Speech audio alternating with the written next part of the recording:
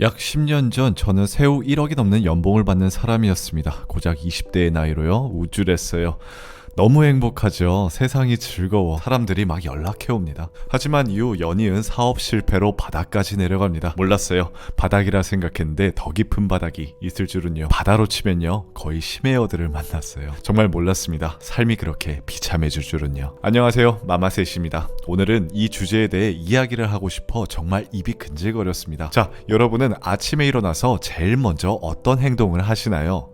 성공한 부자들은 이 시간을 결코 허투루 사용하지 않습니다. 이들은 하루를 시작하기 전 방을 깔끔하게 청소하면서 그날의 기선을 제압해 나가죠. 기선을 제압한다? 이게 무슨 소리인가 싶으실 거예요. 이부자리를 정돈하거나 청소기를 드는 것처럼 가장 사소하며 작은 일, 성공한 부자들은 하루 일과 중 이를 제일 먼저 실행합니다. 스스로 공간을 깨끗하게 통제함으로써 성취감을 느끼죠. 그리고 그 기세를 바탕으로 그날 하루를 시작한다는 겁니다. 부자들은요, 이미 시작부터 이기는 게임을 하겠다는 뜻이에요. 맞아요. 저도 처음에 그깟 청소라고 쉽게 생각한 적이 있었어요. 네, 고백합니다. 학창시절에는 어머니에게 1일 1등짝을 맞고 살아도 책상 한번 제대로 닦아본 적 없는 것 같아요. 왜 제가 채널 첫 화부터 이 주제를 선정했는지, 지금 당장 방을 청소해야 하는 5가지 이유를 들으신다면 아마 청소기부터 찾으실 겁니다. 수많은 부자들을 취재한 베스트셀러 작가가 있었어요. 스가와라 게이라고요. 그는 책에서 부자들이 절대 하지 않는 51가지 행동에 대해 이야기합니다. 참 많기도 하네요. 자,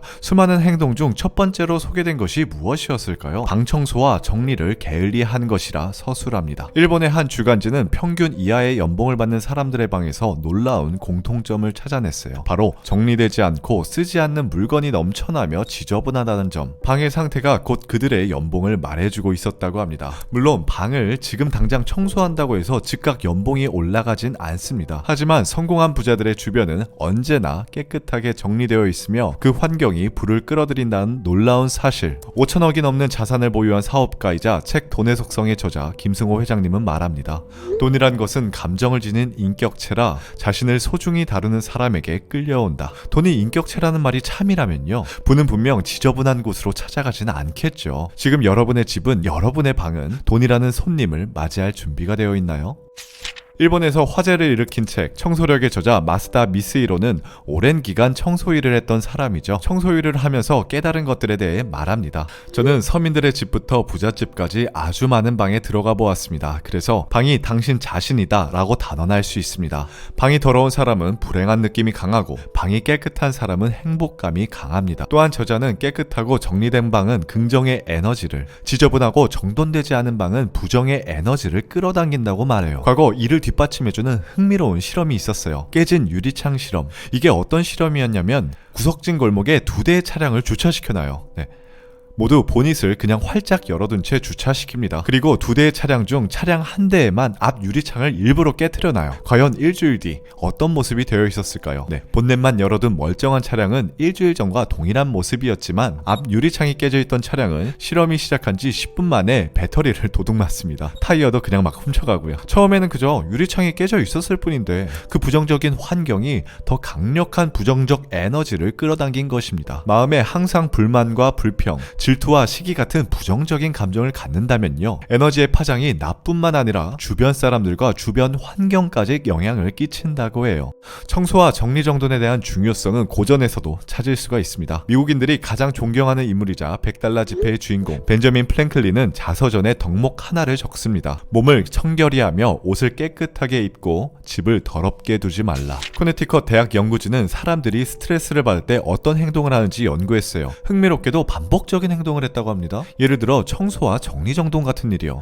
피실험자들은 어질러진 방을 정리함으로써 상황을 통제해가는 느낌을 받았다고 말합니다. 이 공간을 내 뜻대로 통제할 수 있다는 느낌이 들면서 공간뿐 아니라 상황에 대한 통제력도 생겼다고 하죠. 청소와 정리정돈은 아주 단순한 일입니다. 그리고 행동에 따른 빠른 보상이 이루어집니다. 내가 청소를 열심히 한 만큼 가시적으로 그 성과를 즉시 확인할 수 있죠. 청소를 하면서 생긴 이 통제감은 곧 할 수 있다는 자신감으로 이어집니다. 있다. 난 무엇이든 될 수 있고 무엇이든 할 수 있으며 무엇이든 이룰 수 있다. 고작 책상을 정리하고 먼지 따위를 털어냈을 뿐인데요. 우리는요, 가끔 뜻하지 않게 삶이 통제 불능 상태에 빠지거나 불확실성으로 가득 찰 때가 있습니다. 우리 모두는 살면서 한 번쯤 느꼈을 거예요. 저도 마찬가지고요. 스탠포드의 저명한 교수 조너선 레비는 말하길 인간의 몸에서 뇌는 고작 2%를 차지하지만 전체 에너지 중 20%를 사용한다고 말합니다. 엄청나죠? 생각하는 행동만으로도 칼로리를 소비하고 쉽게 피로해진다는 말이에요. 과거 페이스북의 창업자 겸 CEO 마크 저커버그는 똑같은 회색 티만 주구장창 입는 것으로 화제가 되었죠. 그 이유를 묻자 저커버그는 답합니다. 수많은 업무에 둘러싸인 저는 어떤 결정도 가능한 한 적게 내릴 수 있도록 제 삶을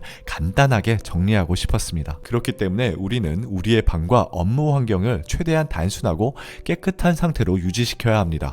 최고의 정리 컨설턴트 곤도 마리에는 저서 정리의 힘에서 깨닫게 된 것을 말합니다. 찾을 필요가 없다는 사실이 주는 스트레스 경감 효과는 매우 크다고 말이죠. 만약 정리정돈을 습관화해버린다면 스트레스를 받을 필요조차 없다는 거예요. 여러분, 우리의 뇌는 잠을 자면서도 부지런히 활동합니다. 쉬질 않아요. 컴퓨터나 핸드폰처럼 전원을 끄거나 절전 모드로 바꿀 수도 없습니다. 로그아웃 불가능하죠. 그렇기 때문에 저와 여러분은 뇌에게 최소한의, 진짜 최소한의 휴식을 주기 위해서도 이 산만하고 어질러진 방을 정리해야 합니다. 언제? 지금 영상이 끝나면 바로 시작하셔야 합니다. 이게 핵심입니다. 여담이지만 이 채널 마마셋은요, 즉각 행동으로 옮기는 자들이 모인 곳입니다. 무슨 양자역학을 대입한 끌어당김의 법칙이니 무슨 최면이니 누구나 한 달 만에 1년 만에 드라마틱하게 변화할 수 있다고 인디언 기우제를 올리는 성공 포르노가 아닙니다. 책상을 정리하며 방을 치우고 불필요한 인간관계를 정리하세요. 핸드폰 어플을 지우세요. 여러분, 잘 들으세요. 주의를 산만하게 만드는 것을 버리고 집중하셔야 합니다. 특히 여러분이 성공한 부자가 되기 위해 결심했다면 말이죠.